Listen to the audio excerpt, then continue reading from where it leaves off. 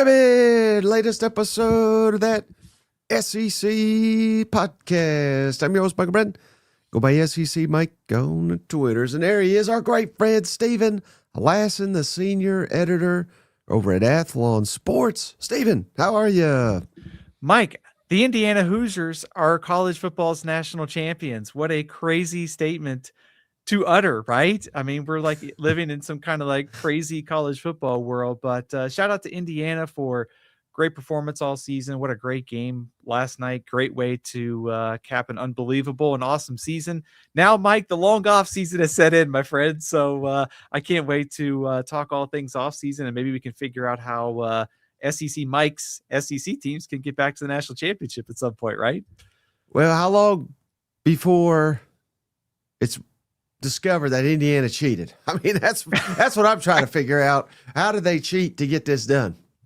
You've already seen it, right? You've already seen it's like they know the plays too well of the opposition. They must be doing some like advanced scouting, like, Connor Stallions and all that. So it hasn't taken a long time. I'm sure that the conspiracy theories will continue. I will say one thing. Kirk Cinetti is a really, really good coach. And it is going to be fascinating later this offseason when some of the early coach, best coach lists come out. Some people are already putting Kirk Cinetti over Kirby Smart.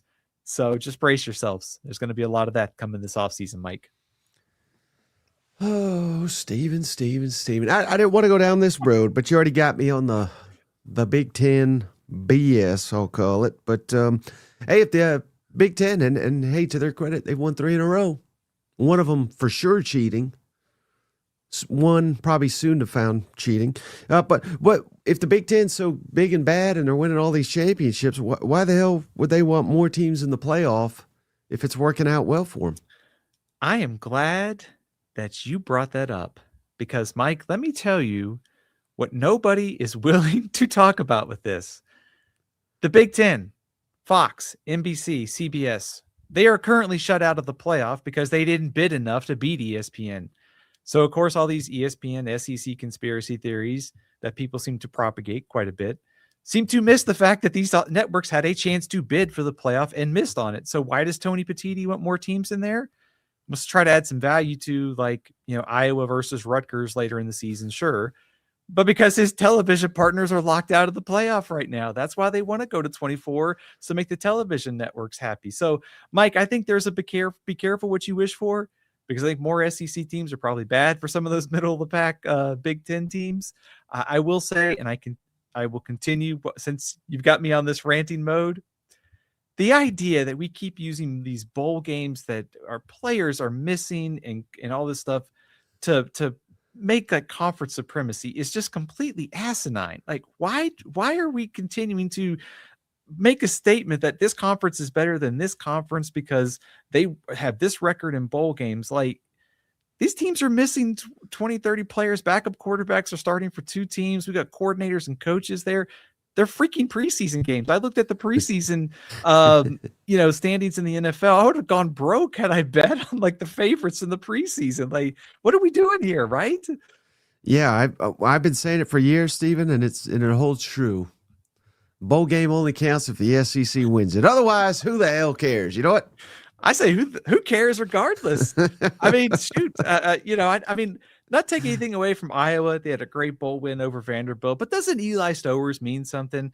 Tennessee already had some guys that were missing. Then they were missing some more guys, and it's like a huge thing for Illinois to beat Tennessee. I mean, like, yeah, it's a great win.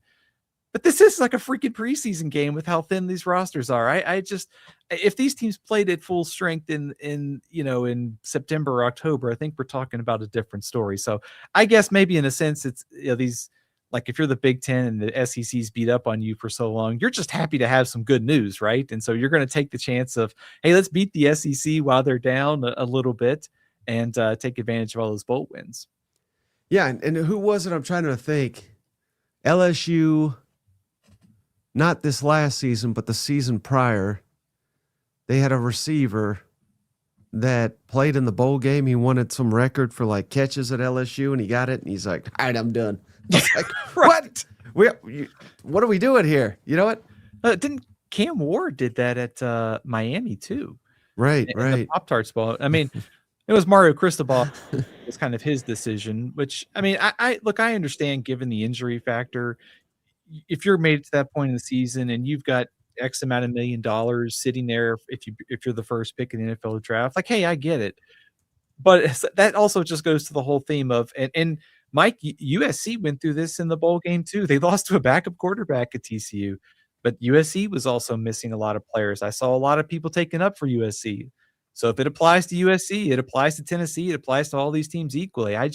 If we're going to have a conversation about conference supremacy in college football where it's at, it starts with the fact that we've got NIL, we've got transfer portal, we've got all these changes across the sport. That's the bigger deal to me.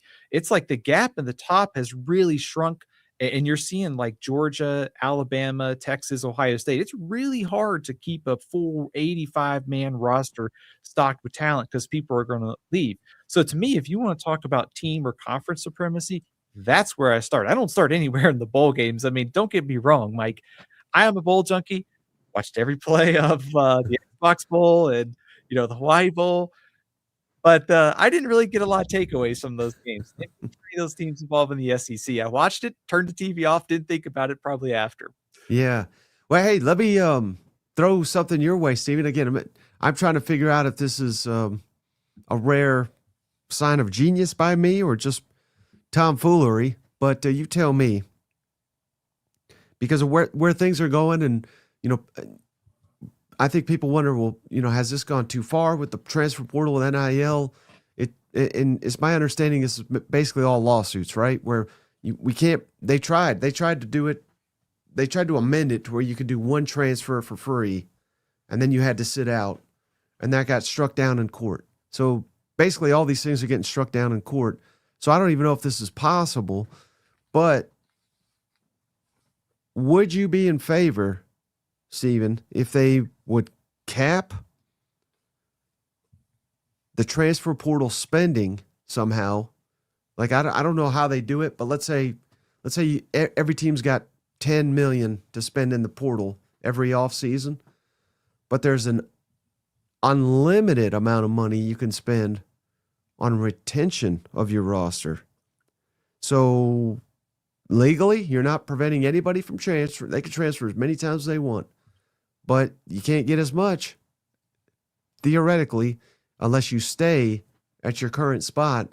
And that would, I think that would encourage you to stay and develop. What's your thoughts on that plan? I like that idea. I will tell you that I think kind of your first part of that question is every time that something is tried to put into place, immediately there's some kind of legal challenge after that. And I think you have to kind of take a step back to kind of unwind this a bit. Everybody wants to blame the NCAA.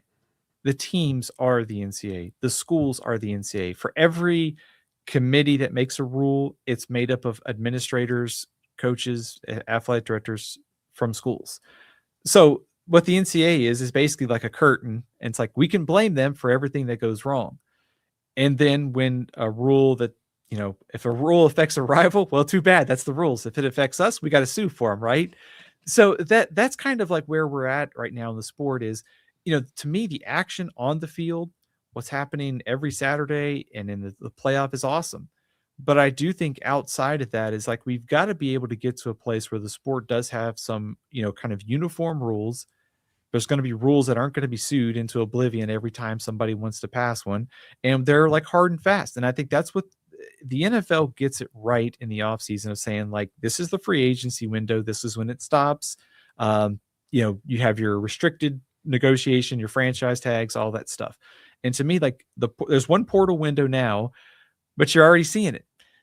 What happens in the spring when somebody wants to unenroll and we just go to another school and we start again? So I think, to me, the ultimate answer is probably some kind of collective bargaining agreement where the schools and the players have an agreement that's hard and fast and sets rules on the portal, NIL, and all that stuff. So I'm open to like anything that you propose there. I think the first step is we got to get everybody on the same page and just say, hey, this system, is working for the action on the field. The off the field stuff is really frustrating a lot of fans, coaches, and players. So let's do something about it.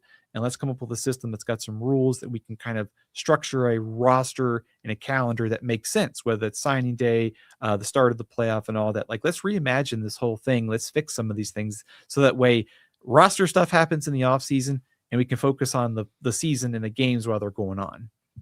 Yeah, and this is a good question from Emily. Appreciate you. You let me know if I'm mistaken here, Stephen. I still don't understand why we can't cap how many transfers are allowed. And it's my understanding, Stephen, that that's been struck down in court, I think, because they don't they don't restrict students of just a academic student, if you will. You can't prevent them from transferring, and I'm pretty sure that's the reason. Like, we can't put these athletes in a special category. It's already been decided again by the courts, to my knowledge. Is that accurate? Do you know? That is accurate. I mean, I think everything kind of comes back to that space of if that rule was in place, it probably would be sued tomorrow, and they would probably find it struck down because they found, they kind of have. There used to be like you said, the one-time transfer. There was waivers and all that. Now it's just like unlimited transfers. So I think getting back to that specific question, I think getting back to some space where it probably is collective bargaining that, hey, you can only transfer like one time for free if you're a graduate, and then if there's a coaching change, like that's probably where it needs to end up. And like you said, maybe like a focus on roster retention. Unfortunately, I think the answer to all of this, like, why isn't this in place and this in place? Like, I think they're afraid to get sued because when they have gotten sued, they've lost. And I think the only people that are winning, Mike, are lawyers. That's probably the fairest way to say it. Yeah, should have been a lawyer, Right. but maybe in another life. All right, so Stephen has come up with the idea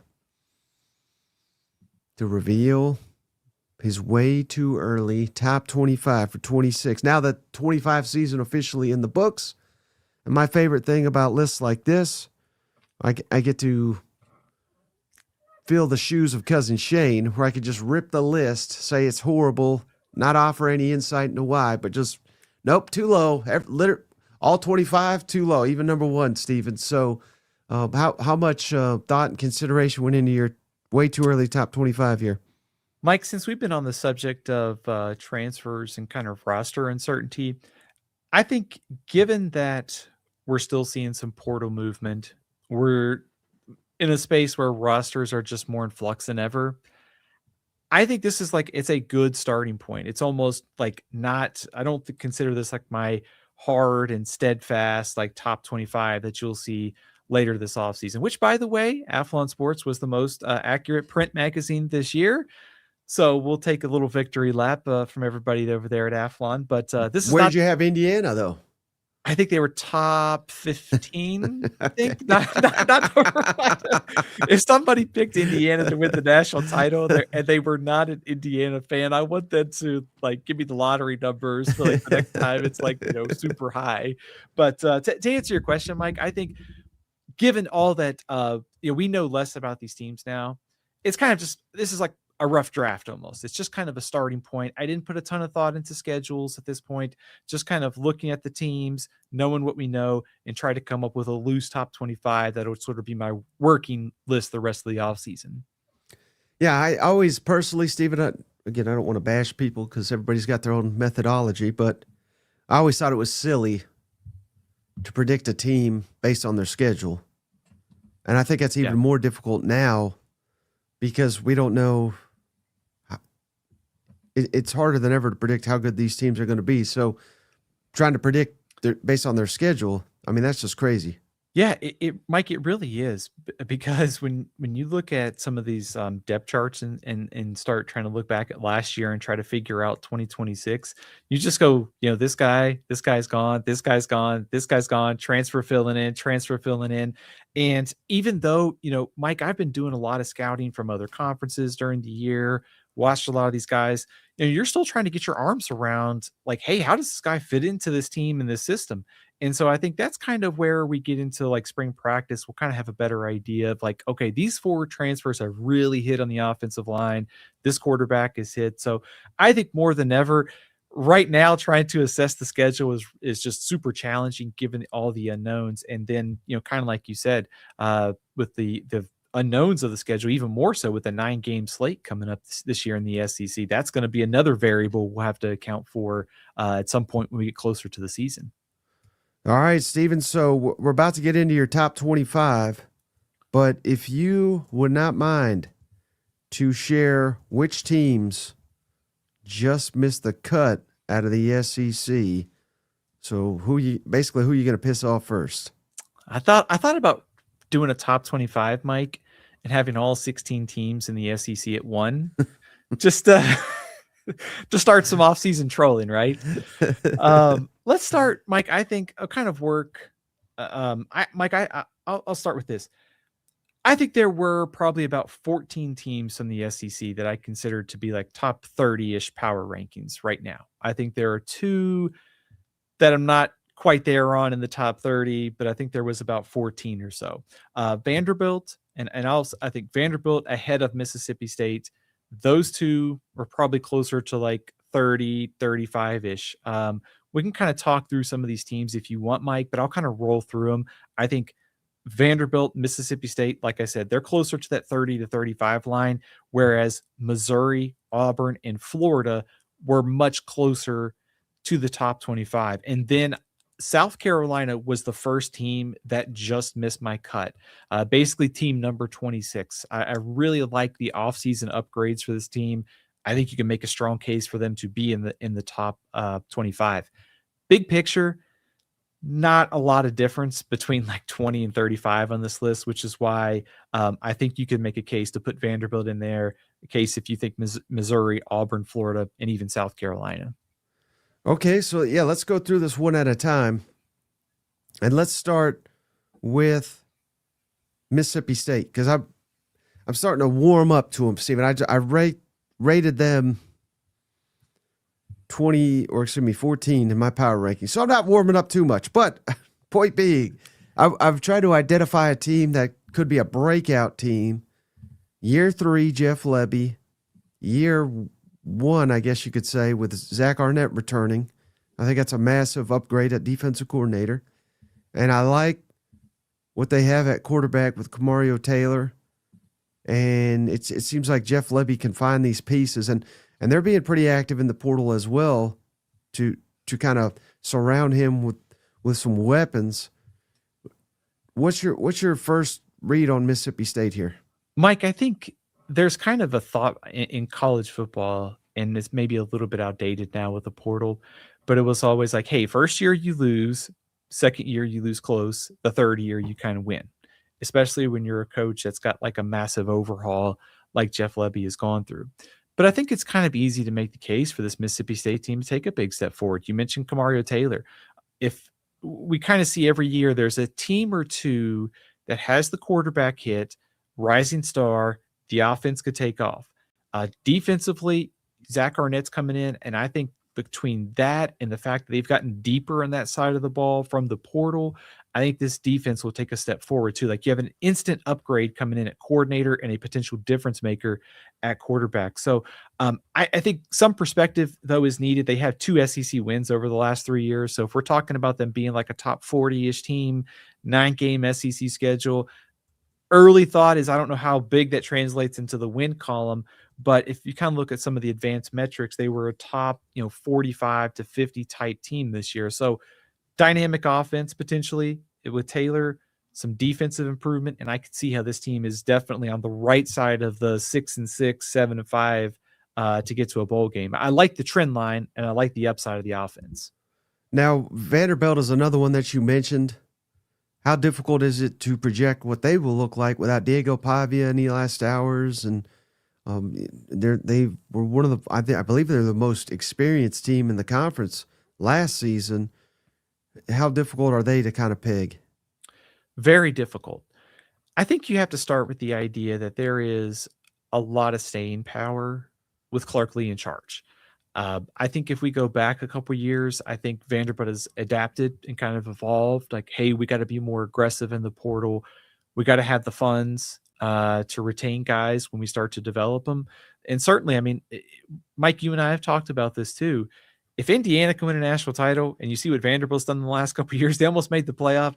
That ought to be a wake up call and say, hey, if we keep investing, we can make the playoff. We were right there on the doorstep. So I think on one side of it, you have to look at and say, hey, there's a lot of staying power, but Diego Pavia was really valuable to that team and how much he carried that offense.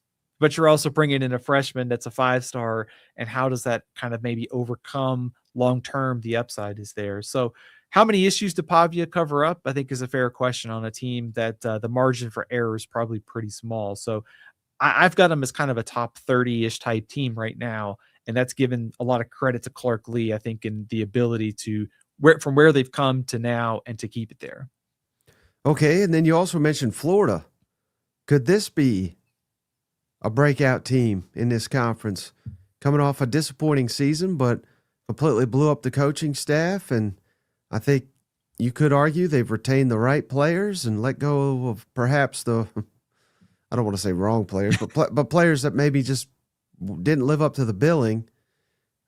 Florida is a team that I've got my eye on after you and I, but mainly me, hyped them up all last offseason. You know what? We're starting again, aren't we? Starting early. I'm right there with you. I think, first of all, John Summerall is one of the best hires of the offseason. He's been a head coach for 4 years, and they've had 9 wins in all 4 of those years, double digits in 3 of those 4 years as a head coach. Certainly Troy, Tulane, little different in the SEC. It'll be a lot harder. But I think immediately, Mike, I think there's got to be like a bump in coaching, right? I mean, we know that Florida has recruited well. I think Napier's leaving a pretty good foundation there in terms of talent. Jake Slaughter, like Austin Barber, like replacing some of those guys is going to be tough. But they managed to keep Jaden Baugh. They've got a quarterback in Aaron Philo who fits what Buster Faulkner wants to do. And I trust John Summerall on this defense. They'll figure it out. Maybe not like first in the SEC, but I think his background on that side of the ball will show up this year too. So I just think in terms of a more well-coached team and taking advantage of talent, I think the potential is there for Florida to kind of be an early sleeper pick in this conference. And then you mentioned Auburn as well. So a somewhat similar situation with Florida. A very, very talented roster, but poor coaching last year. Now we bring in, hopefully, a massive upgrade at the coaching, specifically head coaching. And we kept DJ Durkin on defense. Now we've lost a lot of guys via the portal, but we've imported damn near everybody we want from South Florida. So how are the Auburn Bulls looking, Stephen? Mike, I think definitely trending up. I think that's the one thing for the SEC when you look at maybe kind of how this conference stacks up, maybe to like the Big Ten to next year, is that maybe Florida, LSU, and Auburn all upgraded at head coach and can also take a step forward. Like LSU can make that jump to actually be a playoff contender. Florida gets back on track. Same thing for Auburn. I like the addition of Alex Golesh just from having a more competent head coach. Also a head coach that is very good on offense. We saw Auburn's offense show signs of life after Hugh Freeze was dismissed. To me, that bodes very well for Alex Golesh, bringing over a lot of his guys from South Florida and that system. So like Byron Brown is one of the top transfer pickups, Mike. I do think that if there is one thing that worries me, and that's kind of going to be the turnover in the trenches, like how fast does that go along? If you almost want to take a big picture look at this team, I think they got an upgrade at quarterback. I think they got a coaching upgrade. I think you trust Alex Golesh on offense and you trust DJ Durkin on defense. But is the personnel going to be there enough to go from, 6 wins potentially to like 9? Like their variance, that Auburn's a wild card again. I think they're definitely better next year. I just don't know right now if I can put them in my top 25. How big is that week 3 game going to be? Florida at Auburn. Florida, if they're not undefeated, something's gone horribly wrong. Auburn will have to beat Baylor in Atlanta, but they probably should be undefeated. That could be a sneaky good game. Yeah, I mean, wasn't Auburn and Oklahoma like early in the season this year too. And we was like, that's one of the games we're going to circle to kind of figure out both teams. Also, Auburn Yep. getting Vanderbilt shortly after that. I think early season game just to kind of figure out, hey, where are these two teams with new coaches? I think that's going to be something to watch, right? Just to see how far along they are in the first SEC game. Right. So I think it'll be because of that, Stephen. It's going to be the first opportunity for each of these coaches to kind of win over some fans that are on the fence. Yeah. And more importantly, perhaps lose faith of fans that are on the fence. Again, they're not going to write them off after one loss, but we know how fickle fans are. You know, all in, and then you drop when you shouldn't. You're like, I'm not seeing it. You know? Yeah, you're right. SEC opener with a new coach on the other side of a chance to kind of prove yourself. I mean, absolutely. It's a chance. I think both coaches, barring some kind of poor showing, are probably going to be, like you said, undefeated going into that game. But I guess there's really like, if they don't have an offseason misstep and they get off to a good start, and all of a sudden you could really see like the confidence and buy-in start to go up if they can win one of those games. And just thinking, Mike, if you start to kind of do your early power rankings in the conference, those two teams are going to be probably picked near each other. That could actually mean a lot to figure out which team is higher in the standings. I know it's a long ways off, but in 9 games, SEC slate, that could be the difference between being 5-4 and 4-5 in the conference, maybe. Mm-hmm. All right, and then I believe, you correct me if I'm wrong, Stephen, the only other team you referenced out of the SEC that just missed the way too early top 25, the Missouri Tigers. What do you like about Mizzou? Mike, I think 29-10 over the last 3 years. I mean, this team has been right there at, double-digit wins, 9 wins, right there. This year I think you could look and see maybe, or the last couple, and just see, hey, maybe a little bit of a missed opportunity with the schedule. Don't want to make too much of the schedule yet for 2026. But I like Austin Simmons coming in at quarterback. I think Chip Lindsey, not necessarily the most exciting hire as offensive coordinator, but I think there's a pretty high floor. His track record of working with quarterbacks, you could see it kind of meshing well with Austin Simmons. And then, of course, the run game. Like Hardy and Roberts are going to be beating up a lot of SEC fronts this year.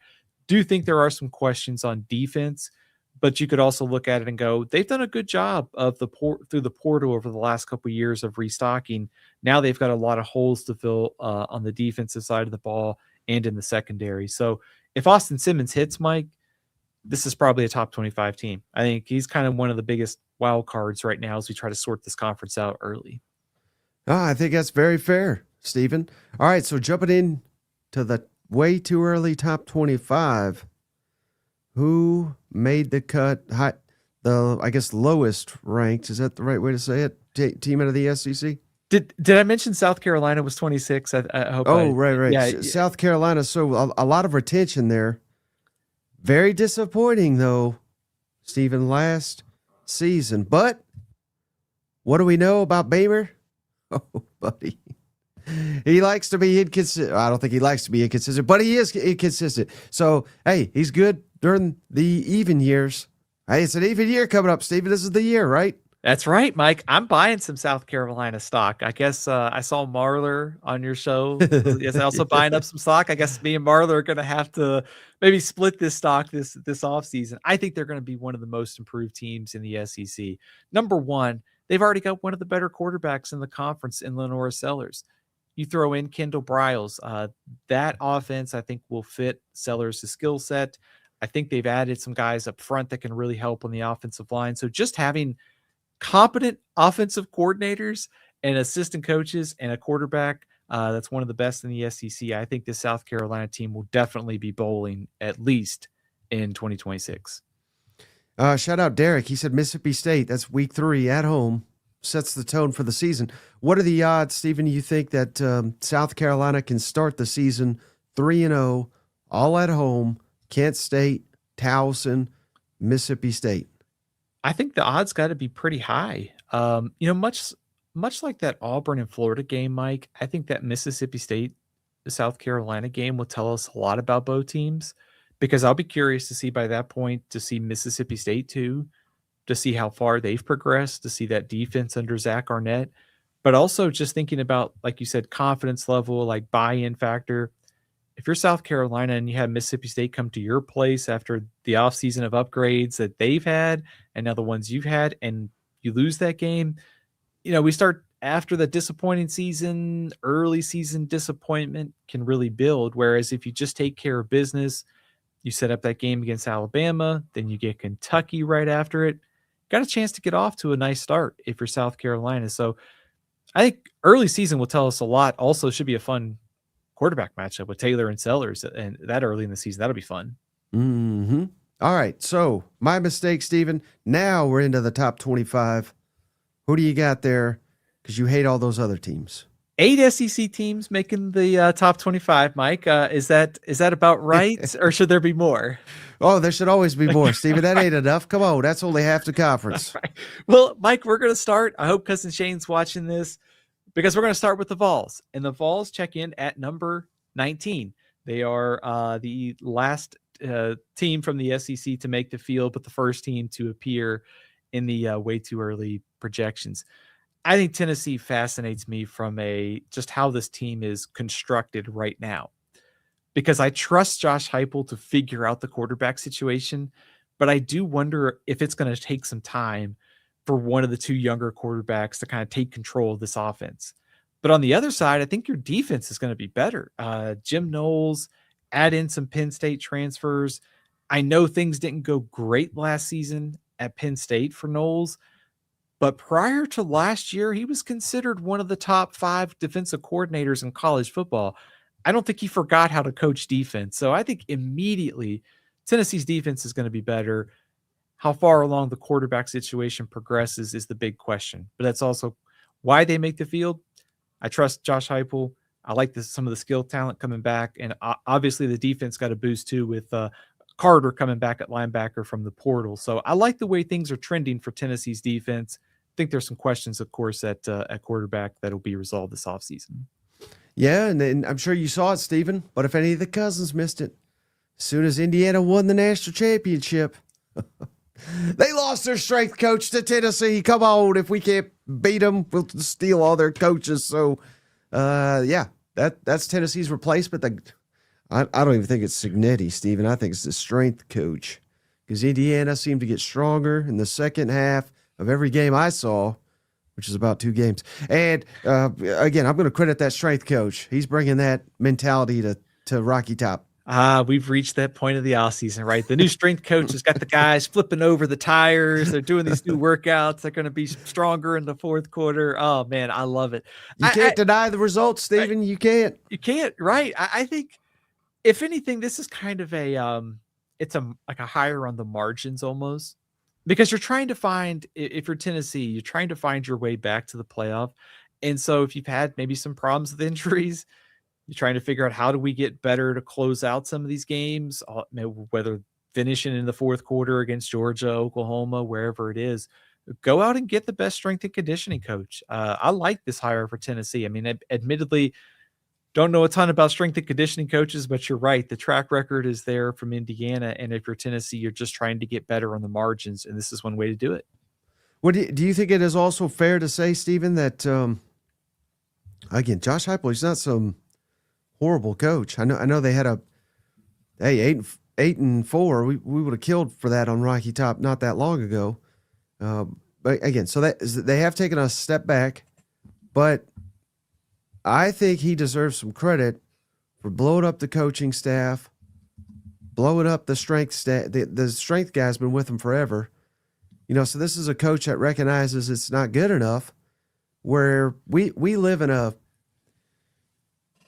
conference, Stephen. Now, this is not across the board, but a lot of these guys have won big, and I'm thinking guys that have won championships like Jimbo Fisher, Gus Malzahn. His championship came as offensive coordinator, but same school. Where like some of these guys, they refuse to adapt.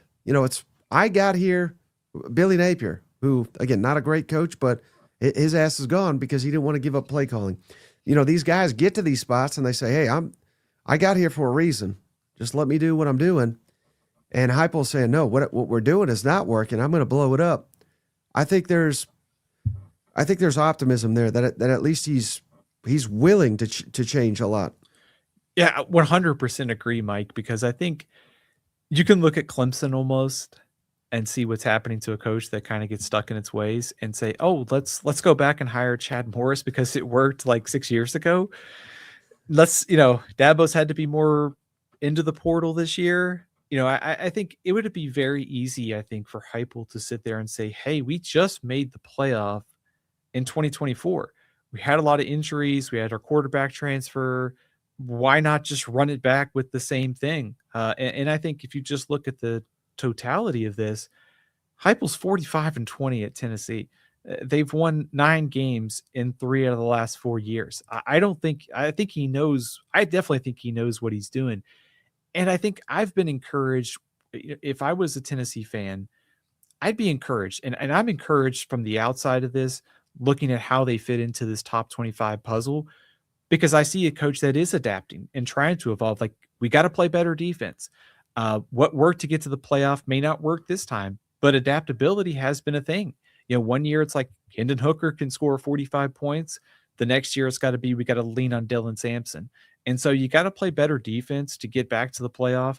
And I think it's a good sign if you're a Tennessee fan that, hey, Heupel realizes that 8-5 isn't good enough, and you got to get back there, and you got to take some chances and take some swings. And I think so far they've done that. All right, so first team, you're too low on, Stephen. Tennessee. Get the heck out of here with that. All right, who's next on the top 25? Mike, this is a team that has not been ranked this low in a while. And let's go to Alabama at number 15.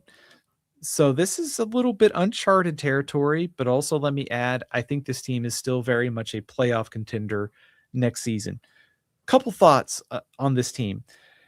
The offensive line and defensive line is definitely my biggest concern. I like they have been aggressive since the portal opened at trying to add some depth there. And we saw that last week where they picked up a couple guys. I would still like to see more additions at running back. I think they still have to have more balance next season. All those strengths and weaknesses could hold up, but I think the big question is, how good could Keelan Russell or even Austin Mack? Is there a chance that one of these two quarterbacks just says, hey, there are questions there. There are questions on the defensive side of the ball, but much like Kalen DeBoer did at Washington with Michael Penix and those receivers, maybe everything just hits. They score a lot of points and it kind of covers up for things. So there are some questions here, but there's also some upside. And I think Alabama in a little bit of uncharted territory where the expectations will be next year. But also I still think very much that if Russell or Mack hits, this team can make the playoff next year. Mm-hmm. Let me ask you this, though, Steven. Because I don't know what to make of this team. Or really this program. It's not fair to question the 26 team. They haven't had an opportunity. But, they come out flat as hell against Florida State. And then they looked a heck of a lot better midway through. Then they kind of fell apart late again. But where's the defense? Where is the defense at, Steve? Do you think? And the defense statistically was pretty good. But yeah. they seem to have kind of lost that edge, that toughness, that physicality that they once had. Do you think once you lose that, it's gone forever? Or can they get it back? I think they can get it back. I think the question for me is going to be, and I think to some extent, Mike, I think this is kind of almost like a conference-wide thing, because we've talked about this, and just looking at some of the postseason All-America teams, the fact that Cassius Howell was like the only defensive lineman from the SEC to make the AP All-America team. You got to get better. It starts up front. Like you said, you got to have an edge up front to be able to get to the quarterback and stop the run. I think we saw Kalen DeBoer try to be maybe a little bit more different, like personality-wise, after that Florida State loss, and it worked. I think they kind of ran out of steam with the injuries and some of the other deficiencies that this team had. So I think maybe there's something to be said that now entering year 3, it is DeBoer's roster. He's had a chance to mold the team to his strengths and his weaknesses. He's brought in his guys from the portal. Does that help at all? maybe to kind of get this team in a little bit more identity direction where you want it to. I think that's something that I'm going to be kind of curious to kind of study this offseason. But I think they can get that identity back, right, Mike? But I think you are right. There is a toughness and sort of they got to win the trenches. Like they've got to run the ball better. They got to stop the run better. Because I mean, Indiana beat the heck out of them there in the Rose Bowl, and that sentence just doesn't make any sense when you think about the run that Alabama had, right? Yeah. Yes, bizarro times, no doubt. All right, so who's next in the rankings, Stephen, out of the SEC? Mike, this might be a little bit controversial. I know you've got this team at number 1 in your way too early rankings, but I've got Ole Miss at 13. And some of this is the uncertainty surrounding the Trinidad Chambliss waiver and potential eligibility for next season. If he's on the roster, move Ole Miss way up into the top 10. And certainly they could be an SEC championship contender. Keywan Lacey coming back, that's huge for Deuce Knight or Trinidad Chambliss, whoever it is. Also, Ole Miss has done a nice job of adding some guys in the portal recently at receiver. Jonte Cook, who's bounced around, I think very talented. If they can get the most out of him, he could be a playmaker. Darryl Gill transferred in from Syracuse too. He's another solid receiver. So whether it's Deuce Knight or Chambliss, you've got a good supporting cast. And also, Mike, you and I talked about this last week. I think they've done a nice job on the defensive side of the ball, getting some help to reinforce that front that struggled this year. So Pete Golding's off to a really good start to be 2-1 and almost be playing for the national championship. But I also do worry a bit. Kiffin was good. Charlie Weiss did a nice job too. Anytime there's some transition, quarterback uncertainty, I do wonder what the drop-off is going to be on a full-time level. So I think that's something that I'm kind of struggling with. And of course, there is the quarterback uncertainty surrounding this team right now too. Where would you rank him though if you, and of course you don't, so this is kind of an unfair question, put you on the spot here, but if Trinidad is eligible, how much would you give him a bump? They would be a top 10 team for me nationally, and I think I would pencil them in probably at number 3 in the SEC right now. Okay. I still a little bit. Well, let me ask you, are you worried at all about the transition factor in all this? Or do you think like Chambliss could just cover up for some of that if he's back next year? I'm not worried at all, quite frankly, Stephen, with the transition immediately, because there's still a lot of good players on there. And, I've been doing some digging on the numbers here of Mr. John David Baker. And I know it's been a brief run here, but he's been at East Carolina as the offensive coordinator. And prior to that, he was on staff here at Ole Miss. So I would imagine he knows the playbook and the offense very well. Pete Golding was the defensive coordinator at that time. So they know what it's like to work with one another. I have to imagine they can, that's a good fit. I mean, heck, Golding wouldn't have hired him if it wasn't. But more importantly, Stephen, when he was at East Carolina last season, they were 25th in the country, points per game, 18th in offensive success rate, with talent that ranked 77th. So, I mean, I realize it's a weaker, one of the weakest schedules in the country, so that you could criticize, but I just think it would be different if they were bringing in, I don't know, just insert Chip Lindsey, you know what I mean? Who's like unfamiliar with this system. I don't know. I think Pete Golding did a good job of bringing in a guy that fits like a glove what they're trying to do here. Yeah, I agree with you, because I think from a like schematic familiarity thing, I think it's there. And I think if anything, if you're just trying to say, I mean, it's kind of like what Pete Golding said at his kind of, when he was introduced to the players, like, we've got this good thing going, let's put some tweaks on it, put your kind of stamp on it. And also, if you go back to Baker's tenure at East Carolina, I thought one of the key things that he did was Caton Hauser, who transferred in from Michigan State to East Carolina. They also had Jake Garcia. He did a nice job of developing Hauser. And that's one of the reasons why Hauser might start at Illinois next year. They had a lot of transfers and a lot of pieces. They had the scheme, and they really kind of took off this year. So I think you could look at him and say the familiarity, the scheme fit. He knows the program, but also if you have to start Deuce Knight, you could look at what they did at East Carolina and say, he's done a good job of developing quarterbacks. It can happen here too. So I think there's got to be some optimism that you're right. Like 3-4 years from now, when maybe this whole roster cycles off, is Golding as good as talent ID and all that as Kiffin? But I think as far as to keep it rolling, someone like Baker makes a lot of sense. And I think his track record will work out well in terms of development and scoring points there. Mm-hmm. Yeah. And again, you can't say anything negative about Kiffin these days without LSU fans jumping on you.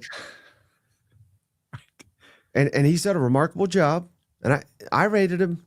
I rank him as I did last year. Same. Number 2 coach in the SEC. So it's not like he's a bad coach. I'm not saying that. But it might be good to have an adult in the room. You know?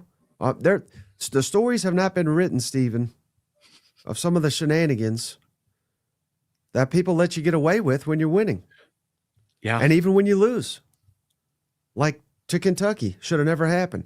But how Lane Whiffen missed the playoffs in 2024, I'll never know. Because that was the best roster he ever had to work with. And he should have played for a national championship, I think. They didn't even make the damn playoff. Mike, you are 100% right. Because looking back at that season and you see where Ole Miss was, like in some of the metrics and stuff, they were a top 5 team. And it's frustrating as a fan. You're sitting there saying, man, this team is so good with Jackson Dart and Walter Nolan. It's like, man, I'd love to would have watched them in the playoff. Like you think about how poor, the playoff went for a team, the game went for like SMU playing Penn State. Like, wouldn't it have been great to see Ole Miss that year? And I'm still like, I'm still not over that, not seeing that great Ole Miss team in the playoff. But you're right. And so I think it'll be interesting to see how things work out for LSU, especially, if they don't get off to a good start right away, if they get off to a good start next year. So the LSU Ole Miss back and forth is going to be fascinating, isn't it? It's not dying down anytime soon. I can promise you that. 100. All right, who's next on the rankings here, Stephen?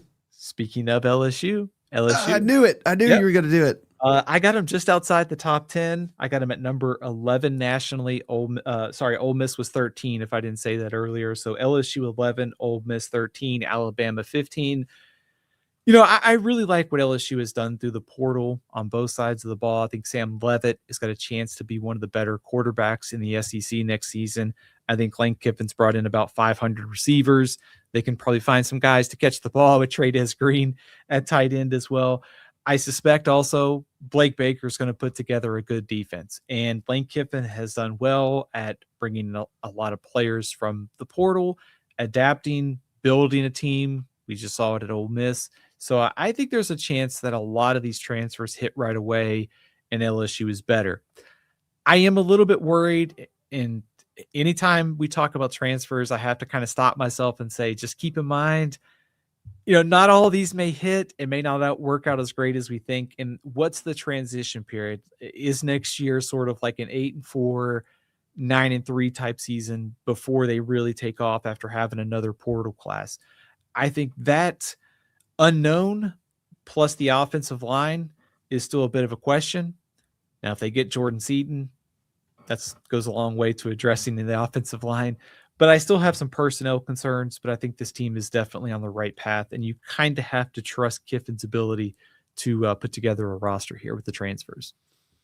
And let me put you on the spot one more time, Stephen. Where would you rank, assuming he's 100% healthy, which by the season I have no doubt that he will be, Sam Leavitt, where does he ballpark rank among the SEC quarterbacks in your mind? Is he above the beloved Arch?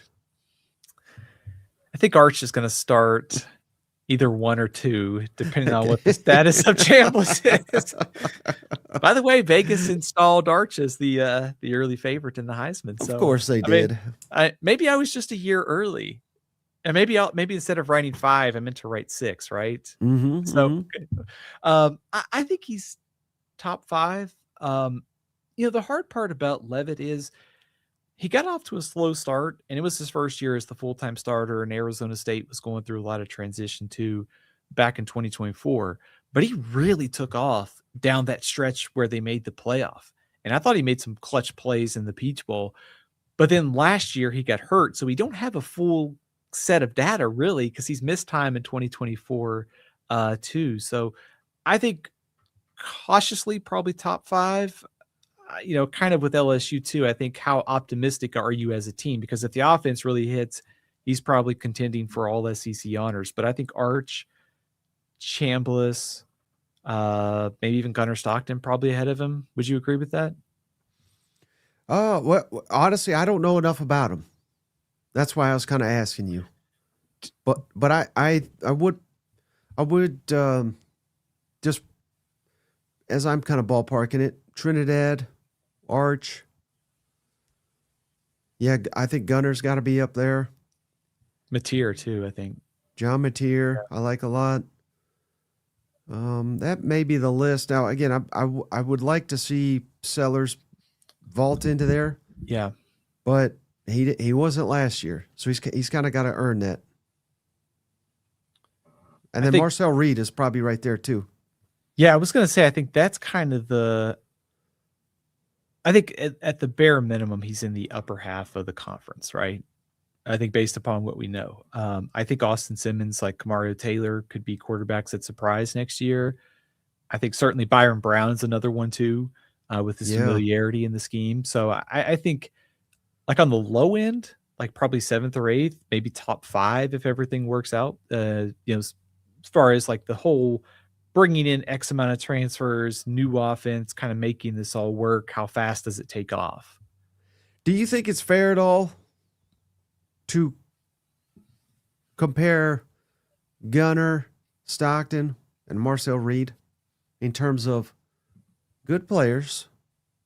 They've had highlight type plays. They're somewhat inconsistent. And fair or not, if we're being unbiased, I mean, Georgia people love Gunner, right? Texas A&M people, I see you, Bo. Love Marcel. That's fantastic. But I would also say, again, fair or not, I think it's just the reality.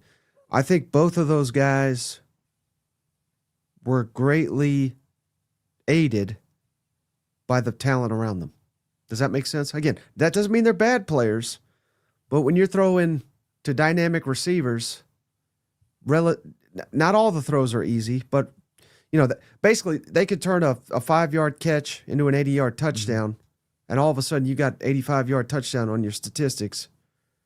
I'm not that doesn't make you a bad player, but I think it aids how people view you. Does that make sense? Yeah, it does, because I think what was the early knock on Stockton was that he wasn't throwing downfield enough. And I think certainly part of it is getting the ball in the right hands of your playmakers to make plays after the catch is part of it. Stockton's yards per attempt in SEC games was 7.7, 3 picks, 21 touchdowns. That's pretty good in SEC play. I think for Reed, my biggest concern was kind of like the mistakes we saw against Texas and Miami. Moments where you need your quarterback to elevate his play to lead you to a win. Maybe they fell a little bit short. And I think this is kind of an off-season like debate that we can have about some of these teams, and when we try to rank them is the quarterback a guy that is just going to be like a facilitator, and you've got to have a great defense and you got to have a great running game, or can he elevate your team? And I think that's kind of like when you saw like Mendoza this year for Indiana. They had a great running game. They had a great defense. But you saw it like against Penn State, against Iowa, Oregon, even last night. When they needed plays, he made them. And so I think he's not necessarily in that facilitator category. He could elevate you. Like, the game is on the line. Do you trust this guy to be a difference maker, I think is the question. I think that's kind of what – I don't know that I'd put necessarily those two quarterbacks into that category right now. But I think if everything around them is going well, I think they could they kind of take off. Does that make sense? No, I think that's fair, and I think that's kind of how I evaluate them. But again, maybe both of them will take a big leap this year. Yeah, this was the first. I know they had played previously, but this season was their first as the full-time starters, and they had great years. So naturally, year two should be a little bit now, maybe a little bit tougher for Marcel because it's different. Well, same offense, I think, but different play call. I don't know. It's just a little confusing. Whereas Gunner and Bobo, those guys are tied at the hip.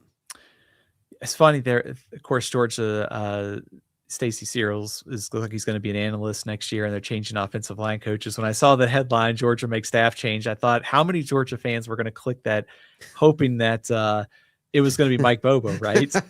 So, but I think if I have confidence in one of them, I do worry a little bit about Marcel Reed, the offensive coordinator change there. Wiggins being a first-time play caller, Bobo's got a ton of experience. It feels like both have the potential to take a step forward next season. Of course, like you said, the playmakers are both a little bit in transition too. So that's going to be interesting because both of those teams, Texas A&M and Georgia, should be right there in the playoff. And if they get great quarterback play, we could be talking about both making a run at the whole thing next year. All right, so hey, we went on quite the tangent. Who is next in the way too early power or top 25 rankings? How about Oklahoma, Mike? One spot ahead of LSU at number 10. I like what the Sooners have done in the portal on offense to upgrade the targets around John Mateer. We talked about the Hayden Hansen at tight end, Trell Harris at receiver. Upgrading the weapons at receiver gives, to kind of take some of that pressure off of Mateer, gives him more playmakers. Now, if you can get the offensive line, you can get that running game going, you're talking about a much more functional offense in 2026. I know the defense has some turnover. I'm really not that worried about it because I just trust Brent Venables. And with Kip Lewis coming back, they've got experience at corner. Venables is going to find ways to keep this defense going. For Oklahoma, to me, it's all about how far does this offense progress in 2026. Mm-hmm. And let me ask you this, Stephen, because Shane and I, now we're a bunch of jokesters, obviously, but we never joke, Stephen, about who's going to win the national championship. And I don't know if you saw it, but Shane, I put him on the spot. I said, all right, predict it now. 26 SEC national champion is. He said Texas, and I said Oklahoma. Now go with me here, Stephen. A friend of the show, Dave Bartu, he does a really good job. He is. I think he is.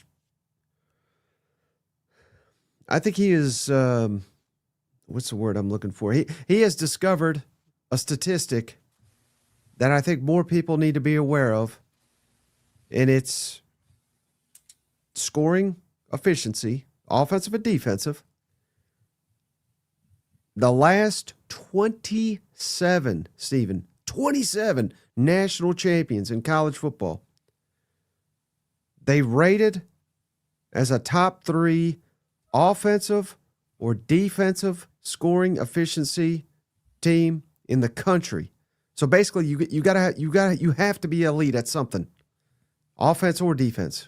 Preferably both, but that's not very realistic, right? But Indiana was there, so they kept the streak going. So that's kind of a, no shit thing. Of course, you got to be elite to win it all, right? But you got to be top 3. The last 27 national champions have ranked in the top 3 scoring offensive or defensive efficiency. And if I'm sitting here looking at trying to find one SEC team that will rank in the top 3 in offensive or scoring efficiency, and for people that don't and I know these are big words. These words are too big for me, Stephen. But basically, all it means is if you're on offense, how many snaps are you taking? How many points you're scoring? So basically, you want to be scoring touchdowns, obviously, with fewer snaps, because that means the defense can't stop you, and vice versa for defense. You want to limit points allowed based on how many snaps you're facing. So basically, it takes more snaps to score on you because you got a good defense. And to boil all this BS I'm saying, if I had to pinpoint one team out of the SEC that I believe will be elite on offense or defense, I think I'm going with Oklahoma to be elite on defense. What's your thoughts on that? I think I would agree with that. I wrote down Georgia's defense too. I think Texas offense could be there. I also wrote down the Texas defense, but also think that's probably maybe a little bit of a stretch. I think probably your most likely candidates are probably the Georgia defense and Oklahoma defense. So I would agree with you with Georgia's defense probably close behind. Yeah. Yeah. So again, that's just something to think about. And Georgia took a step back, I thought, on defense early in the year. Yeah. And then they turned into a borderline elite, if not elite, by the end of the year. So, but they didn't look too elite against Trinidad. But I think that was just Trinidad making the plays. You know what? I think so too. You know, we had half a season, or basically half a season, or maybe it's November of the Georgia defense finding ways to create more pressure and cut down on some of the big plays that they were giving up. We saw early on, and I think you can just kind of look at the depth chart for Georgia and just go down the list and see like there's very few seniors. I know C.J. Allen's off to the NFL, but there was a lot of sophomores and juniors that were playing. So you kind of it's almost the old school way of thinking with college football is like back before the portal was crazy, like 10 years ago, you'd look and say, oh, they've got all those sophomores and freshmen and juniors are playing. They're probably going to be really good next year. So I think that applies to Georgia, where I could see this defense going from, yeah, they were sort of one of the best in the SEC to maybe just taking off. And I think Oklahoma fits that bill too, just because of the track record given Venables. Look, cousin Shane chiming in. He's trying to sound smart. He AI'd the hell out of this response. I am inclined to agree, particularly given the coherence and internal consistency of the argument. That is, Shane knows about two of those words used there. So did ChatGPT write that? Of course. He is a heavy AI user. So I say all that to say, yeah, I agree with you. I think Oklahoma could be elite next year. What's your biggest concern right now about Oklahoma next year? The offense's inability to run the football at a level that you need to win at a high level. Does that make sense? So, I mean, heck, they often couldn't run this year. They won 10 games. Yeah. Now that I would never say luck, because I don't truly believe that in this conference, but it was a dynamic defense. It was elite special teams till the playoff game. But besides that, and it was John Mateer making the plays. Again, it's very easy. It's so funny to see Texas people criticize him when he put the damn team on his back and beat Michigan, which is literally what their quarterback did, and they've crowned his ass. Auburn, he game-winning drive. You know, that was gutsy. And then he got hurt. And you know he had a good game against Tennessee. I don't know. Basically the point being, Stephen, is that they were too reliant on a quarterback that had already suffered a tough injury, and if we go into this year doing that again, I think it's a recipe for disaster. I do too. I think one of the things that I'm curious about with Mateer was how much of that thumb injury was still bothering him in the second half of the season, because I thought, maybe my eyes are deceiving me, I thought he was throwing the ball with a little bit more velocity in that game against Alabama. Now, maybe that doesn't mean anything, but I thought that there was a little bit more confidence in the way that he was throwing the ball in that playoff game. And of course, it didn't work out. But I do wonder, sort of as like a reset almost, like you got a chance to get healthy. You got another chance to grow under Ben Arbuckle, and you've got better receivers. And the way that Oklahoma developing like its offensive line, like some transfers, but obviously like Fasusi, and you look at some of the other younger guys coming back next year, you know, that's a pretty good place to be when you got some like bedrocks kind of starting to form along your offensive line of younger players, which in theory should translate to being able to run the ball better, which should in theory make things easier for John Mateer, maybe open up some shots in the passing game to some of those guys they brought in through the portal, or Satanga coming back. So I think if you're Oklahoma, like you could sit here and say, well, maybe they did have some good fortune, but at the same time, like their defense kind of created it. They created an offense with all the big plays. Maybe they don't have that kind of ability next season, but they have just a better team overall. And you don't have to win the close games against an LSU or Missouri to get back to the college football playoff. Kind of a funny spot because this time last year it was all hot seat talk about Brent Venables, and here we are 1 year later sitting here saying, man, I mean, this team looks pretty good on paper to me. They could be back in the playoff again next year. I would also say, to answer your question again, another issue perhaps for Oklahoma is I don't know how good Ben Arbuckle is as a offensive coordinator. I don't think he's bad, but I don't know how good he is. Is that a fair assessment? Definitely fair. Very hard to evaluate considering Washington State played such a poor schedule in 2024, and then given Mateer's injuries and the personnel shortcomings, it's really hard to make sense of it. I think when I watch Oklahoma, I feel good about like the direction and some of the things they did schematically. And there were times where it felt like Arbuckle did a good job of like, okay, I'm going to scheme this play open. You got to hit it. Mateer would miss it. Maybe it was the thumb injury. Maybe it was just the pressure. I feel like there's a pretty good offensive coordinator in there. I think we're going to find out this year, though. And I think that's with Mateer healthy, better offensive line, improved weapons. I think to your point, how far he can take this offense might kind of make or break whether or not they get back to the playoff this year. Mm-hmm. Okay, so who is next out of the SEC and Steven's way too early top 25? Let's go to number 7, Texas A&M, Mike. Aggies back in the top 10. Certainly the end of the season did not go well with the loss to Miami, but I think about trend line here, and I think the Aggies are trending up. Getting to the playoff in Mike Elko's second year, I don't think this is a case of like Jimbo Fisher where there were some signs of progress and then it fell off. I think Texas A&M is here to stay. Like what they've added in the trenches from the portal, you think about somebody like Wilkin Formby, who played at Alabama, Anton Saka, the transfer from Northwestern on the defensive side of the ball. The volume is there too to restock both the offensive and defensive lines. So I think you can look at trend line, portal additions, and then you have to kind of hope, if you're a Texas A&M fan, that Marcel Reed takes that step forward.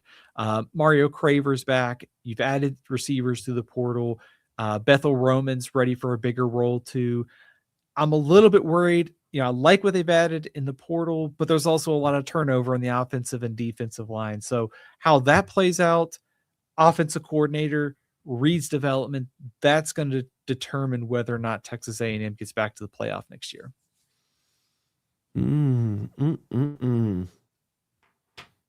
if they could beat Texas.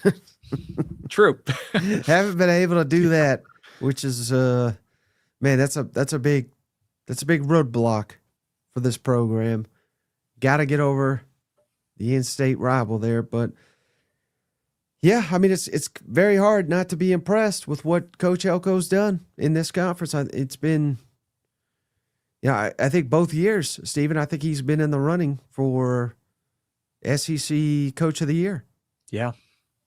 So Mike, if they continue to trend up, that maybe next year, year 3, maybe he'll win it.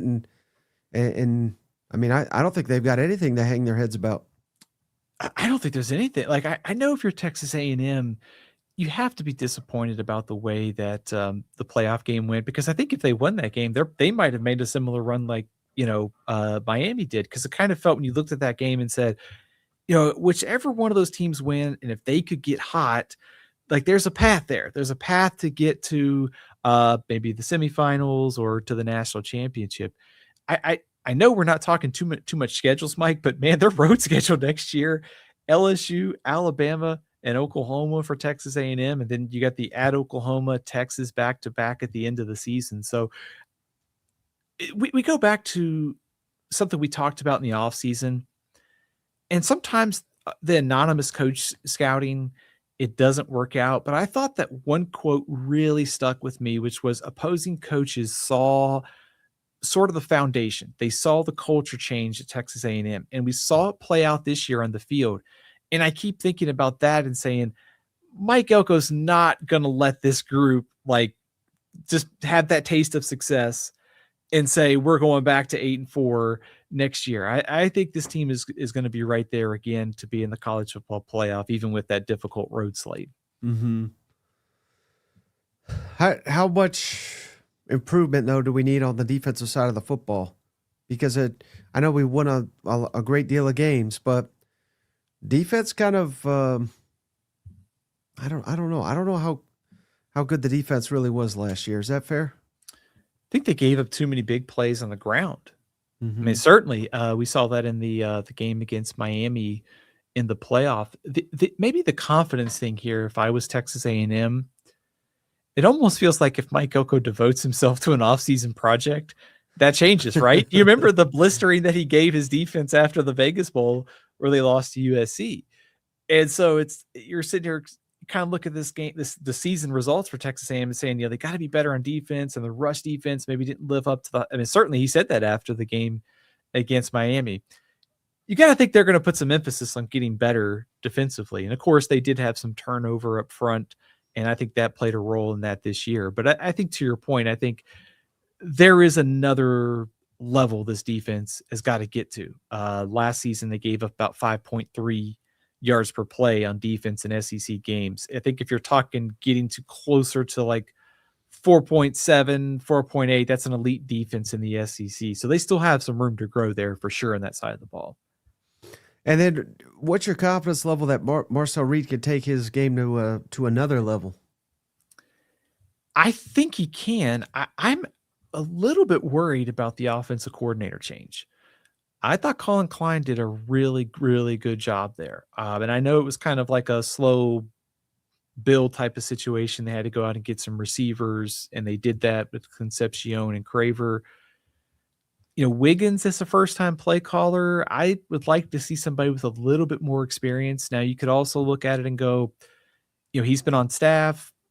That combination of Wiggins and Reed working together, maybe that's the best pairing for 2026. Cut down on some of the mistakes that we saw. 9 interceptions in SEC games. They can lower that total. I think that can help Reed too. So I think there's another level. I am a little bit cautious on whether or not Wiggins is the right guy to kind of unlock that potential. Mm-hmm. Yeah, A&M, highest scoring efficiency, Stephen, in 2025 since the COVID year, which you'll probably recall that they were quite good, but barely missed the playoff. And the highest, other than that, since 2013, Kevin Sumlin. So, again, A&M was, for them, one of the better offenses in modern school program history. So, that's I don't know. I just feel like that's going to be very, very difficult to replicate with a first-time play caller. Could also throw in offense. We talked about the offensive line concerns. You're turning over, quite a bit of that group. You're also turning over, losing Concepcion was such a valuable piece to that offense. So you add up, this might also make the evaluation of Marcel Reed difficult. We wonder, can he take the next step? Well, you're adding in new OC, change at receiver, offensive line, like all of these variables are kind of hard to sift through about Reed. Like he could almost be better, but all the pieces around him are going to be different. And does that add more pressure? Does that take a toll in his play? I think is a fair kind of off-season question to figure out.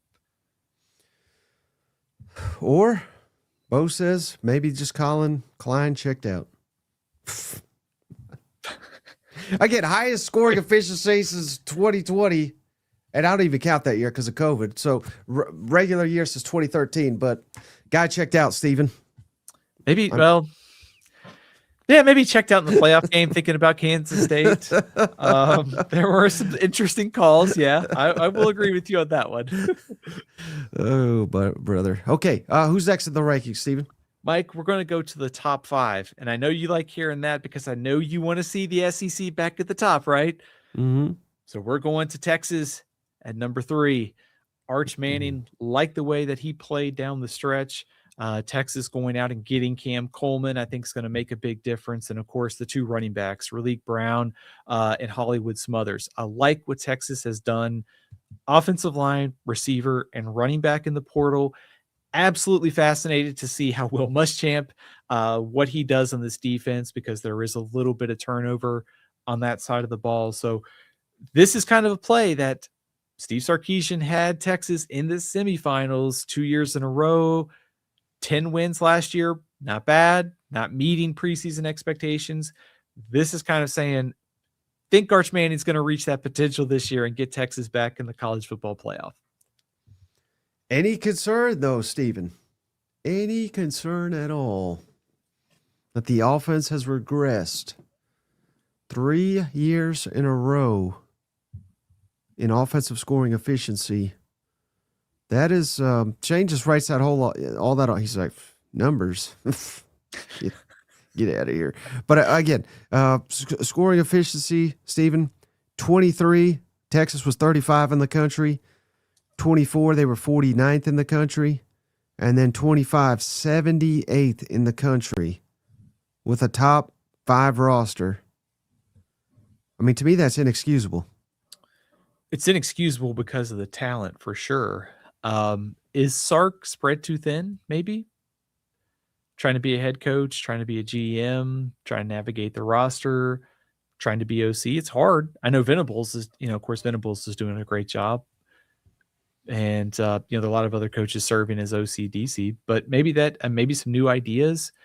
Is Sark maybe too afraid to change assistant coaches too? Yeah, and they always say there's so many cooks in the kitchen there, Steven, so it's difficult to manage all that. Talk about being spread too thin and getting people, everybody wants their say. Everybody thinks they can fix it. And they're bringing in big-time names in the transfer portal, so people are going to demand results, as they should. But I'm a little concerned. I mean, that's pretty. That's a pretty big red flag to me. It is to me too. Those numbers are concerning. I could almost look at that number. I think you said 78 last year. That to me is, certainly on the coaching staff, but a lot of that's got to be in the offensive line because they couldn't. Pass protection was an issue for your quarterback, and then you add in the inability to run the ball. And a lot of times it felt like, hey, it's 3rd and long. Maybe somebody can get open deep. Felt like maybe later in the season, they had a little bit more of the playbook on the short and intermediate stuff to help out Arch. So, and all that's a reflection on Sark too. So, and Sark and Kyle Flood and all those guys on the offensive staff. So I think 2026, we look at the roster that Texas has, and it is a roster that can win the SEC and it can win the national championship. And if they have another 10-3 season where they miss the college football playoff, I'm going to start to get a little bit concerned about things in Austin because there's just too much talent here to be performing at that level offensively and kind of and if you miss the playoff 2 years in a row. Right. And another crucial statistic here, Stephen, offensive success rate, which is essentially, just trying to stay ahead of the chains, how much success you're having on first down to make it a more manageable second down and of course, a more manageable 3rd and 4th and converting on 3rd and 4th. Texas was 104th in the country last season after being 33rd the year prior. So a huge step back, mostly I would imagine due to failed conversions on 3rd down. They were pretty brutal for much of the season. I don't know. That's the evidence is mounting here. I think there's too many 3rd and longs to your point. There wasn't the kind of ability to stay ahead of the change and be efficient. So they were constantly like 3rd and 7, 3rd and 8. Hey, Arch, bail us out with a play, or maybe there would be a completion and the guy would drop it downfield. I think they had 22 drops as a receiving core last season. I do think they took some steps to kind of fix that offensive line. And I think you and I talked about this during the season. For as much talk as is Arch meeting expectations? Is he a flop according to some? The biggest problem was that offensive line because he was either under too much pressure or asked to do too much. They've added Melvin Ciani, the transfer from Wake Forest, who can maybe help at tackle. They brought another guy from Oregon State who can help at guard. They're still in the mix to get Jordan Seaton. So I think continuity plus improvement, I think that group should be better. Is it good enough to win the national title? I think that's where I'm not there yet, but I think if Arch takes his game up a notch, you get Muschamp to kind of keep this defense where it is, or it's better. they should absolutely be a playoff team next year. Mm-hmm. Yeah, and again, maybe Arch is such a transcendent player that he can overcome that. And of course, he can't do it alone. But if Cam Coleman is, well, we know how good he is. Hollywood Smothers, running backs can adjust. Heck, they adjust to the NFL seemingly without issue. They can adjust to this conference without issue. So, I mean, they're going to have the talent. I'll just put it this way, Stephen. If those rankings that I scoring efficiency and success rate, if they continue to trend down, major changes must be made. Not will be, must be. Yeah, I don't know. Would Sark be asked to find another job? I don't know. But I don't think they'd ask in Texas. They yeah, say, get the hell out of here. We're getting Signetti. You know what? Right. I think I do wonder, and we've seen this in this portal era, and every coach talks about like the roster management and sort of like all the extra stuff is, if Texas continues to trend down, would they go out and hire an offensive coordinator, take some of that off Sark? But I think you bring up a good point about, Arch and sort of overcoming some of these things. For all of the early season struggles, and like we said, some people called him a flop and all that, down the stretch, he was playing some really good ball.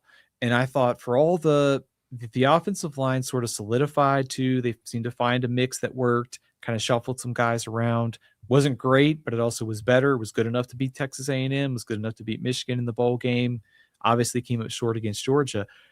But I think Arch can, if he can elevate his game, can kind of cover up for some of those things. But they also have to do the small things right. They got to be able to run the ball and make his life a little bit easier. So I think that's where their scoring efficiency numbers may not go up a ton, but Mike, if they can run the ball better, Arch covers up for some stuff, they're going to be, right there offensively back on the good side of things.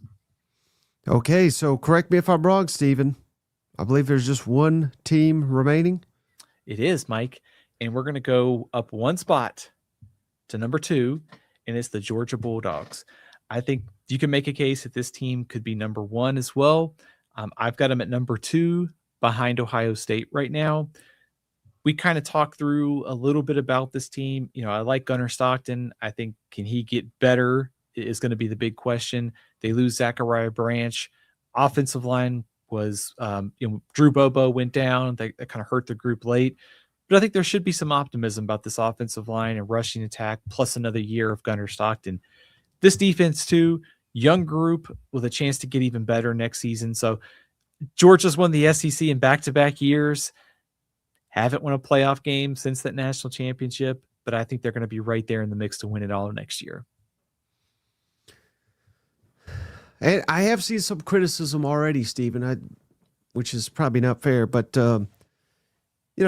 what you just said there, they haven't won a playoff game in a while, yet we just insert them into the top 5. How dare we? How dare we, Stephen? Of course, what happened last year, just not an indication of what is to come, but to a lot of simpletons, that is.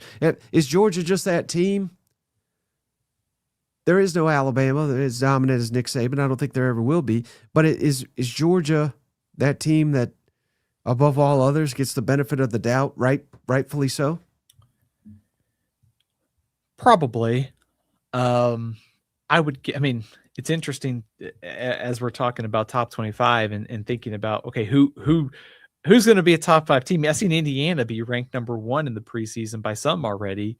I've got them in the top 5. Talk about giving the benefit of the doubt when they lose quite a lot. Georgia brings back a lot. They were a playoff team this year, but I also think you kind of have to give Georgia the benefit of the doubt because Kirby Smart's best coach in the country, second best by some, behind Kirk Cincinnati, the track record, what they bring back. I mean, I'm not necessarily as worried about the back-to-back playoff performances because you could look at it in kind of each one and go, first game, they had the quarterback transition with Beck getting hurt in Atlanta.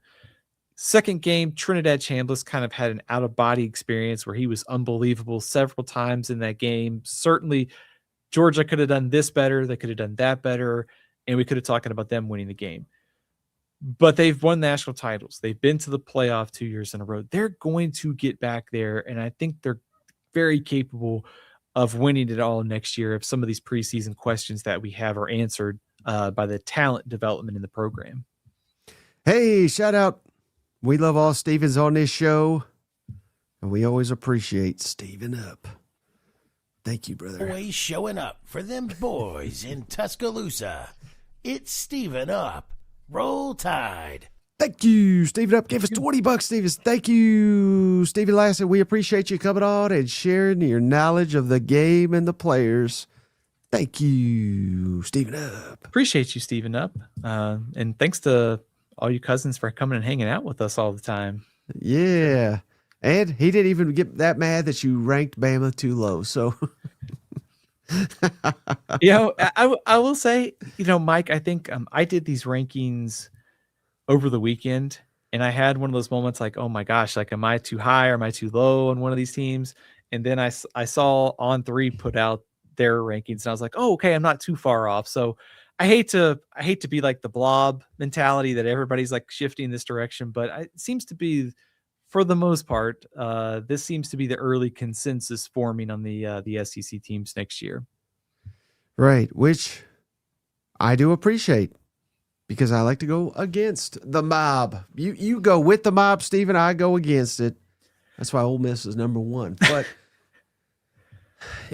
any of these teams that you're most confident about your predictions and maybe, perhaps more importantly, least confident about your predictions here?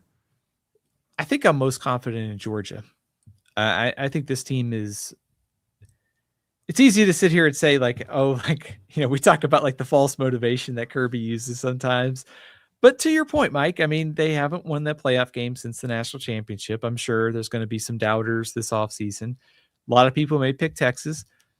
Georgia's won back-to-back SEC championships. They're sitting in a pretty good spot. So I think just based upon track record, head coach, roster talent, I trust Georgia a lot. Feel pretty good. They're going to fall somewhere in the top 5 by most this preseason. This is kind of a bad answer for you, Mike, on the least confident, but it's like LSU and Ole Miss right now. I hate to keep grouping these teams together, but LSU with so many new faces trying to figure out, okay, they've got Lane Kiffin, they've got this great portal class, they've got a good quarterback. How does it all fit together? I mean, Kiffin's done it once at Ole Miss. Does it come together this time too at LSU? And then, of course, the Chambliss situation at Ole Miss to kind of the biggest preseason question right now in the SEC. Hey, would you buy in at all, Stephen, to the fact that Georgia's got a lot of motivation? I mean, all these teams should, right? But Georgia still, even though they haven't won a playoff game, they're in recent years, they're right there. They're knocking at the door. Heck, you know who else couldn't win a playoff game, Stephen? Indiana. You know who couldn't even get in it because they kept losing to Michigan? Ohio State. You know who couldn't? Michigan, the year before they won it, they got embarrassed nationally by TCU. They were, I believe Michigan was like a 10-point favorite in that game. It's because TCU's changed their signs. They were stealing them. Yes, exactly. So they knew the cheater scheme, but basically by point here, if I have one, is would you buy into the fact that Georgia still has this championship window, and Kirby knows that, the players know that, yet if they don't get it together and don't win it next year, I'm not saying that window will be slammed on them, but it gets slammed a lot quicker than people realize. I don't think Alabama, even though I was calling them a decaying dynasty, I don't think they were willing to admit that it was coming to an end for Saban, and it came. Boy, did it come! Steve Spurrier, Philip Fulmer, on and on and on. I mean, when it comes quickly. Could there be an extra level of motivation in Athens this offseason that, hey, this could be our last dance, so to speak? I mean, I'm a big fan of The Last Dance because, I like the Bulls. So anytime we can mention like Rodman and Jordan and Pippen and drama, I'm all for it. I do think you bring up a good point because my first instinct was like, as long as Kirby Smart is there, the door is open, right? But then you also think too how fast things can change. I think about Florida State, who felt like, oh, we got Mike Norvell, we kept him from Alabama, we were just in the doorstep of making the playoff. What happens? I mean, they're really just keeping Mike Norvell around because they can't afford to fire him. I mean, I'm not saying that Georgia was going to go to that depth, but I think like what if Kirby Smart gets this unbelievable offer to be an NFL head coach? He just gets tired and said, this portal NIL stuff, I hate it. I'm getting out of here. I guess what my first instinct was that like, hey, as long as Kirby Smart is there, then I realized there's over 30 coaching changes this year in college football. I mean, I'm not trying to make light of this at all, but if you'd have told me like when Sharon Moore would be fired and in jail in a couple days, like I never would have imagined that in the world of college football. And not saying that that's where it's going to end up for anybody, but what I'm trying to say is like things can change very quickly in the world of college football. So you just never know. You kind of have to capitalize on this year. And with rosters being so crazy from year to year and so volatile, you never know what's going to happen with the roster next season, how it's going to shake out. So if you got it, you got to take advantage of that opportunity. I would also argue, Mike, the same thing applies to Texas, because I think their window of opportunity is open with Arch Manning, as he'll be probably going to the draft after next season. What they've done in the portal to go get a guy like Cam Coleman to bring in the running backs, like their window of opportunity is open too. And it does, if you don't reach those expectations, that they fall well short, it gets harder with that kind of, proof of concept, kind of positive momentum thing where it could quickly erode. And maybe, like I said, Sark could go to the NFL, Kirby Smart could go to the NFL. Things could change pretty fast in this world of college football right now. Mm-hmm. And then I also asked you, Stephen, to share your thoughts on which teams you kind of the portal changed most drastically for your top 25. Are there any that stand out to you? So basically, maybe you had a vastly different opinion of, and then you saw who they added or lost via the portal, and it changed. Did any of those really change for you? Yeah, this one won't come as a surprise, Mike, but LSU.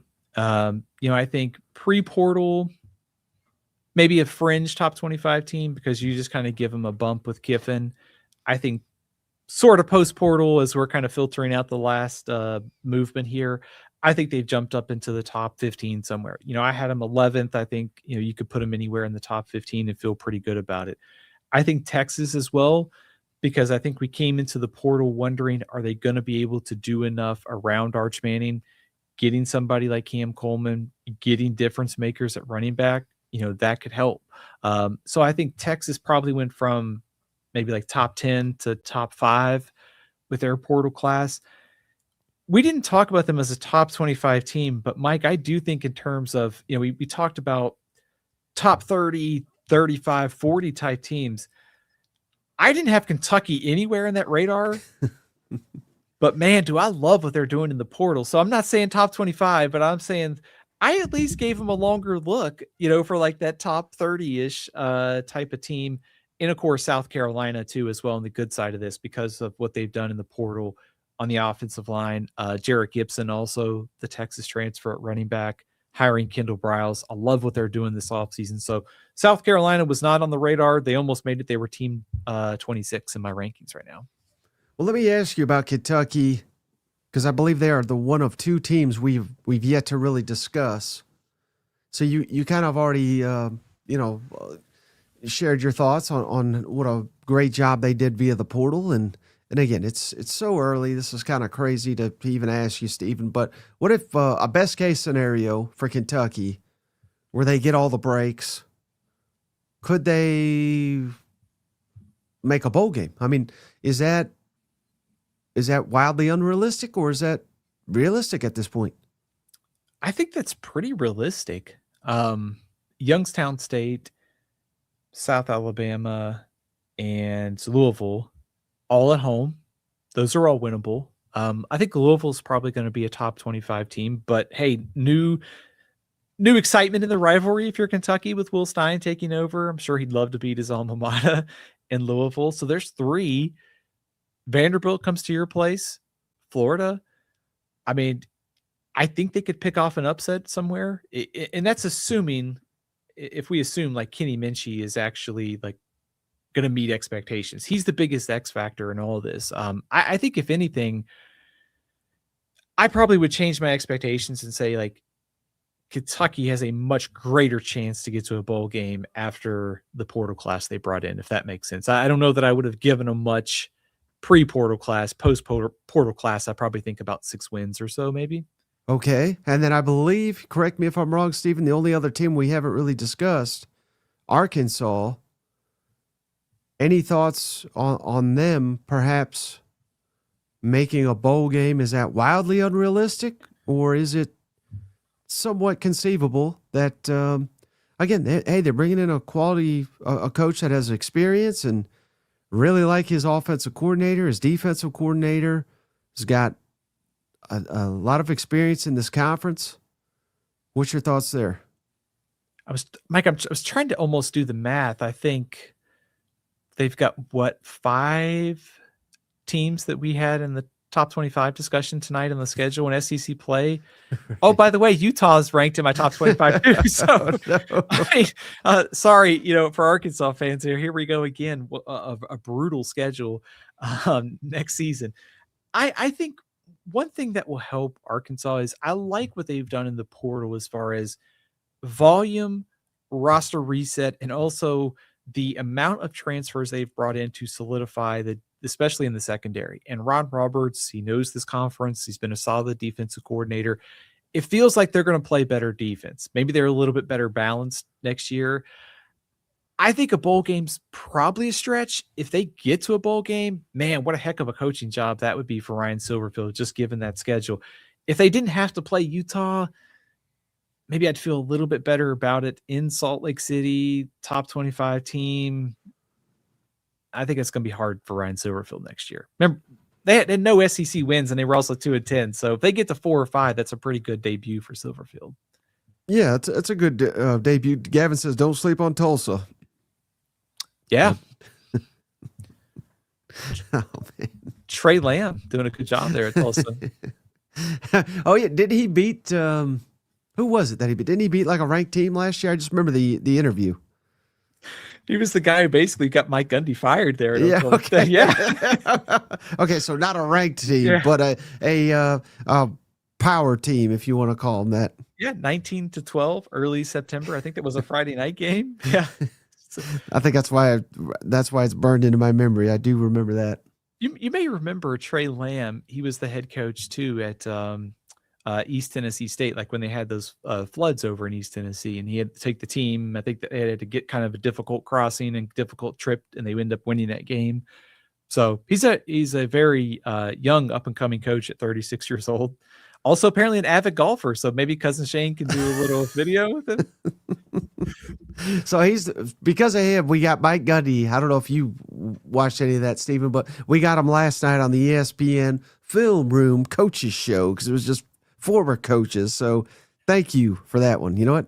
I didn't get a chance to watch that yet. I'm going to try and go back and watch that on rewatch. Has anybody seen how good those guys were?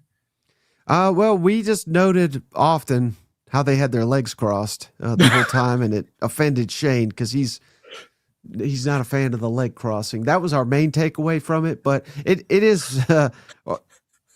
I just find, at least I find the coaches more enjoyable than Kurt Herbstreit on the main broadcast. So that was my preferred method of viewing the game last night. I love watching those film rooms and also the sky cam, because I think there was an early shot, and I think it was like maybe the first or second possession for Miami, and the sky cam showed like Indiana was in coverage, and there was like literally nobody open. I don't know what Carson Beck was going to do with the ball. And I was like, that interception's coming. Well, sure enough, it did. But it does give you kind of a better a sense of like what the quarterback is seeing. And I had this up during the SEC championship game. It's just nice to kind of see what the quarterback is seeing, and seeing some of the other plays play out in real time. I wish we could all get better access to the All-22. That'd be very nice for us to kind of examine some of these things. The other part of the coach is that it does give you some insight that, they're talking about like different fits, and they're talking about schematically. It's kind of interesting to hear that, in real time. So I'll be interested to kind of go back and check out that group of coaches. I don't know if you remember this, but there was it like Les Miles and maybe some other guys back a couple years ago? I don't remember what year it was, but I felt like he was on there when he was the LSU coach. Yeah, I don't specifically remember Les Miles, but the one that I always loved. Now he kind of, well, he does. He works for the SEC, to my knowledge. David Cutcliffe. They had him often. It was always fascinating to hear his thoughts on the game. But yeah, I've always. The only one I think I didn't like is Herm Edwards. Yeah. Get his ass out of here. You know what? Mike, I actually remembered, I had to look this up. Apparently it was in 2017 that Les Miles, and I guess he had to go to the bathroom during this thing. So that's why he left here to do the show. So That sounds about right. So yeah, actually it was. He couldn't wait till halftime? I guess it was maybe it wasn't the national championship. It might have been just another broadcast to celebrate the opening night of college football. But still, I mean that's like Les Miles spot on, right? I feel like that's a missed opportunity every Saturday. And I know there's so many games to showcase, but maybe that's why there's stuff like this exists. But, to have a couple coaches breaking down games in real time, I feel like that would be there's got to be an audience for that. I'd be all in on that. I think, like you said, Cutcliffe, give me a couple guys who are, not Spurrier. Yeah. I mean, how much would you pay to watch those guys like break down games, tell some stories all day Saturday in college football? I mean, that'd be awesome. Jimbo, you talk too fast, but it might be entertaining at least, especially if you could get him to accuse Nick Saban of cheating again. He also had apparently some lot to say about Lane Kiffin when he was on the ACC network a few weeks ago with the whole Hey, last thing, Steven, I want to give a shout out to all these great cousins that donated, like Cousin Junior. We appreciate you, buddy. Junior, Gifted, Mad, Manilis. I hope I got that right. And then the legend, Steven Up. We appreciate you, buddy. Man, what a giving cousin. Always showing up for them boys in Tuscaloosa. It's Steven Up. Roll Tide. Yeah, he gifted Defeated Samuel. Thank you, Steven Up. And then Austin, we appreciate you for becoming a member. Austin 00101, we appreciate you, buddy. And then Junior back again with another gift of Snoop STP. Thank you, Junior. And then last but not least, Between the Hedges, he gifted KUB 83. All of y'all, welcome to the family. Yeah. All right, Steven, anything else before we hop off? Man, Mike, we've reached the off season. I had a heck of a time with you and all the cousins during the year. Excited to talk some ball throughout the off season. Let's have some fun. Let's make it interesting, and let's figure out some ways to get through this together, right? It's a long time till week 0 in August. So yeah, and everyone, including you, Steven, stay as safe as possible this weekend. It's supposed to be some nasty weather. Hopefully it's not all over the South, but I know it's hitting us here in Tennessee. Snow, ice, rain, all that nonsense. So, hey, if we get snowed in, we're just going to keep pumping out the content, trying to keep you guys entertained. Shane's going out on vacation, so he'll be back tomorrow, I believe. But that'll probably be the last one for Shane for some time. So I'm going to try to get creative with some content to keep you guys entertained. So be here tomorrow, same time as always, 7 Eastern, or Shane says American time, 6 Central. I think we'll do a mailbag tomorrow. But until then, that's going to do it for this episode. We appreciate each and every one of you, and we'll catch you on the next one. Hey, buddy, this beer's for you, Mike, and Cousin Shane. That SEC podcast loves the Pirate, and the Pirate loves that SEC podcast. Hail State.